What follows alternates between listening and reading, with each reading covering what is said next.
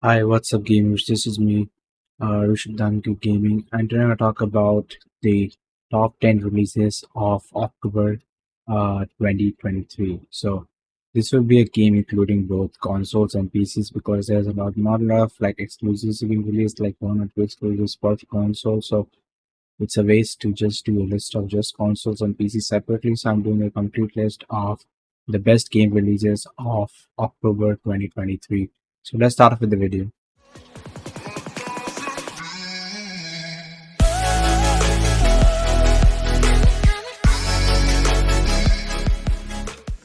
Starting off, we'll do with like from lower to top. So I'm gonna do first is Hellboy Web of Wired. It's an interesting Hellboy game. Obviously, it's not like a first person Hellboy game. Obviously, it's a third person Hellboy game, but it's quite interesting. Like because of the graphics, like it has a darkish, comicish theme to it, which is kind of a different like approach to usually the Hellboy games, and it has that comic aesthetic to it. It's quite pleasing to see and quite pleasing to like watch, and overall I like the aesthetic of it. It's not super bad, not super good, and the world is very well crafted. I think it has a wonderful nice looking HUD. You see its abilities, your health, your superpowers, whatever you can use, and the world is very well built considering that it's built on cartoonish graphics. It's not exactly like Borderlands, it's more like a comic, but like dark themed comic, like a dark reality version. Obviously, it's Hellboy, so it's gonna have that aesthetic to it, but it's quite pleasing and I quite like it. And I would highly recommend you to go check it out if you're a fan of Hellboy and if you're a fan of that kind of Borderlands kind of graphics. So definitely go check it out. It's a third person game and it's quite interesting, so you should go check it out, and the graphics are extremely awesome. I think it's an underrated game and for what it is, and you should definitely go and check it out. It's available on Steam and Epic Games Store. So yeah, moving on to the next game. Obviously you might be knowing that I am a Sonic fan. I like Sonic games, so Sonic Superstars is a decent game. Although I'm not completely convinced with the pricing of the game, but I like the game. It's interesting, and as a Sonic fan, I just like to run around and just do dumb stuff. Obviously, you can have it on the PS4, the PS5, the Switch, the PC as well. I personally recommend you to play it on a Switch for like handle experience. It's not too graphic intensive, so it's not gonna break like WWE last time that I talked about. It's a decent as game and has a decent as graphics to it. Obviously, it's not gonna have the complete 3D world. It's a tabletop game. It doesn't have the what was the name of the game? The Sonic game that was 3D. I think it's called Sonic Frontiers. It's not like Sonic Frontiers. It doesn't have the 3D world to it.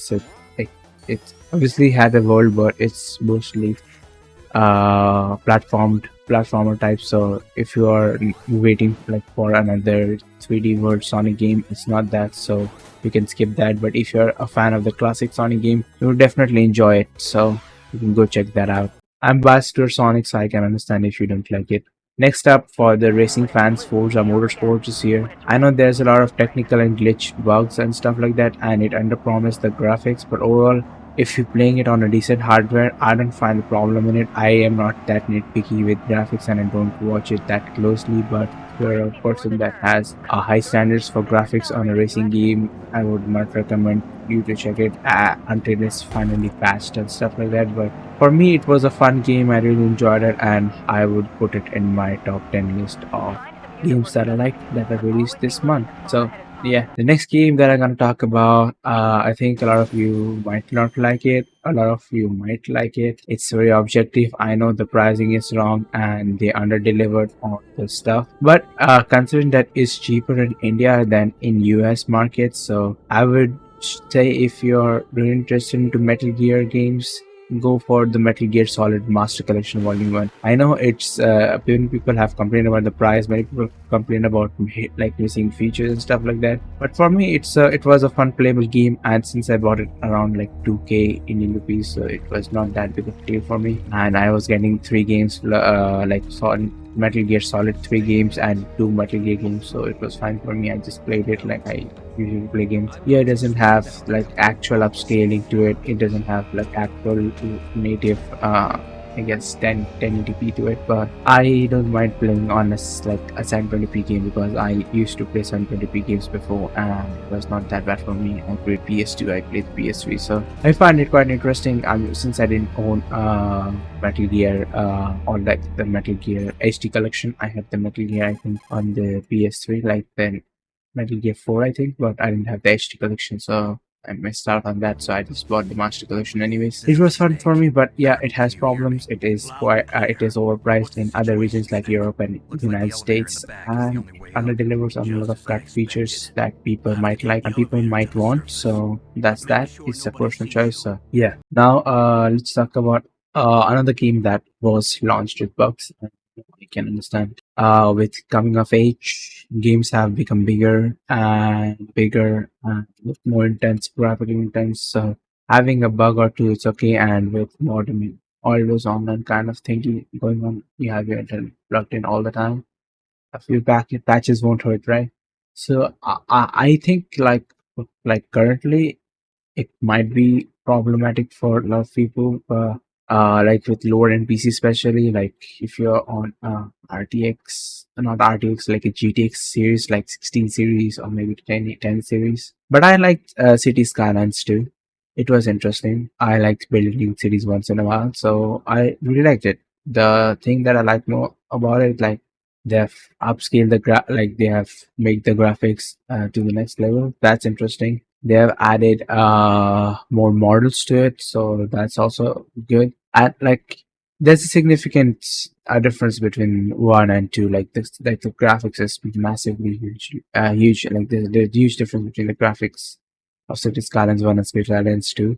You might have got City Skylines 1 on the Epic Games Store if you like claim the Skyline, like if you claim the free games that are available once in a while on Epic Games Store. So if you add that, you can have City Skylines 1, you can try it out game. And if you like city building, you can definitely go for City Skylines 2. I will just tell you that if you're not that heavy, don't like pack a heavy graphics card or a good CPU, you should wait for the patch or two for them to fix that. But if you have a RTX 30 series or above, you can just go for it and just try the game out. The next game that I'm going to talk about is a game that I didn't have high expectations from. The Lord of the Rings Return to Moria. It's an interesting game. It's an interesting RPG. I love playing as a dwarf. I know it's not like completely action packed and stuff like that, like Middle Earth or something like that, but it's an interesting game. I like the lore for the Lord of the Rings, so I just excited for that, so I just played it anyways and I liked it. It's a fun, interesting game, and if you want me to do a complete review of it, I can do it. Just like in the comment section below, or just whenever I do polls on my Instagram, we should be 2000. You can just go there and just write down the name of the game, and I'll just do that. I do Q&A and stuff like that, so that's that. But I liked it. I like the lore of it. I like the game of it. Like it's not too like overly complicated as other games. So usually like when you're going into RPGs, it gets quite complicated, which pushing or like with multiple fractions and stuff like that. But it's a survival game. It's a survival crafting game, so it's not too much into the lore of the Middle Earth genre. Like not too much into like you don't have to invest like in understanding what's what. Like you're playing Middle Earth Shadow of Mordor or Middle Earth Shadow of War, or let's not talk about Golem. Golem was a fucking hot garbage, just like Kong. So that's that. Moving on to the next game, Ghost Runner. Ghost Runner 2 is an exciting game. Now you get a motorcycle with it, so it becomes more of a speedrunner game than it was before, and I like it. I like slashing and killing and just running, like parkouring all the way. It's quite interesting for me. I really like it, and I really was excited for Ghost Runner 2, and it delivered what it promised, and I liked it. And and although it's a little bit of graphic intense game, but my PC can handle it. I have a RTX 3060, so I really like it, and it's also in my top 10 releases for this month, for this year. And yeah, so now we are on the top 3 list. So obviously this is gonna be like the top 3 games. It's gonna be intense. So the other game that I like is Alan Wake, especially Alan Wake 2, because why not? Alan Wake was a wonderful series created by Remedy, and the Alan Wake universe has been expanding then ever since then. Like you have Quantum Break, you have Control, you have the spin-off which is Alan Wake American Nightmare. So I really like the concept, and Alan Wake 2 promised on what it delivered. Yes, it's graphic intense. Yes, there was a lot of concern regarding the recommended setting, like recommended specs, but it works on any PC, mostly any PC that has modern graphics card, like a game, like a mid-range gaming laptop, or high-range gaming laptop, a mid-range PC, gaming PC, a high-range gaming PC. It works on 3060, it works on the 1650 Ti. It works pretty well. I like it. They said that they that's wrote the specs to be play safe and just like that, but the graphics is amazing. It's beyond anything we have seen before. Obviously it has learned from its other projects, its past successes like Control, Alan Wake 1, Quantum Break, and it has made a complete package of all those things at once, and I really like it. I really like Alan Wake 2, so it's on my top 3 list. That's good. Moving on to number 2, it's Assassin's Creed Mirage. I know many people are disappointed with Assassin's Creed Mirage. Many people didn't want the Assassin's Creed Mirage to go to the old roots, and that's okay. I like the old roots. I like the Assassin's Creed Mirage. I like assassinating people. I like playing it stuff. I don't like going a whole like rampage like Valhalla or maybe Odyssey. It's good to just assassinate people, go by the story, and just like do stealthy missions. That's kind of interesting. That's the reason one of the reasons that I like Hitman. So I like Assassin's Creed Mirage, and I'm gonna do like a video of it.